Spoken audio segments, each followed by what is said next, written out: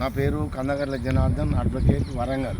మన రాష్ట్ర ముఖ్యమంత్రికి మరియు వరంగల్ ఉన్నటువంటి నాయకులకు నా విన్నపం, మన వరంగల్ జిల్లాలో కేవలం ఆర్ఓబి అంటే రైల్వే ఓవర్ బ్రిడ్జెస్, రైల్వే గేట్ల మీద మాత్రమే రైల్వే బ్రిడ్జిలు నిర్మాణం చేయడం జరిగినది.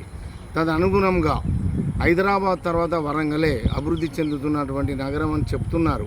కానీ ట్రాఫిక్ నియంత్రణ కొరకు పూర్వకాలంలో ఒక 20-30 సంవత్సరాల క్రితము ఉన్నటువంటి ట్రాఫిక్, ఇప్పుడు వరంగల్లో ఉన్నటువంటి ట్రాఫిక్ చాలా వ్యత్యాసం ఉంది.